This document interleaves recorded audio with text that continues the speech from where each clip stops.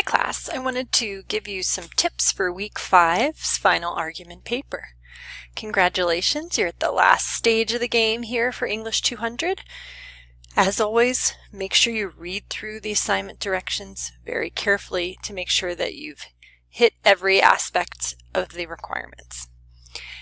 The gist of what you're going to be doing for week 5 is you're going to be taking the feedback on week 4, considering it, and then using it to improve your paper. You also can use the ideas and knowledge that you've gained throughout the course to make your own decisions about what you need to revise for your paper. It is very important that you remember not to just hand in what you handed in for week 4. The expectation is that you consider the feedback and consider what your knowledge to make improvements so that your week 5 assignment is a better product than week 4. So you're going to use your essay that you've already written and the feedback to fix up. So there's really no need to use a new APA template. You already have that. You want to check off and make sure that your wording that you have at minimum of 700 words and a maximum of 1050 words in your essay. You don't want it to be too short because you want to make sure that you explain your position adequately, and you also don't want it to be too long because the paper's not intended to be long, the topics aren't intended to be long, so you don't want to lose your reader with wordiness. Okay, there's a lot of requirements here that it talks about. Make sure you go through and that you have each one of these, title page that's APA formatted, an introductory paragraph with a thesis statement. The thesis statement should be the very last sentence. Okay, level 1 headings, we've gone through this so far.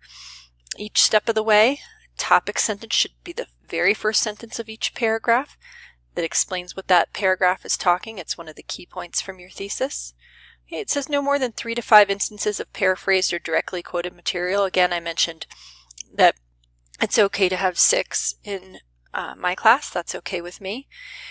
Make sure, but I wouldn't have any more than 6. That would be too much. Make sure that there's in-text citations with each quote or paraphrase, that there's a solid conclusion that wraps up the argument, that each paragraph is a minimum of 5 sentences, ideally a little bit closer to 8. Okay, and then you're going to have your APA formatted reference page, which should have at least 3 peer-reviewed sources. You should have 1 reference citation for each one of the sources that you used as a paraphrase or a quote.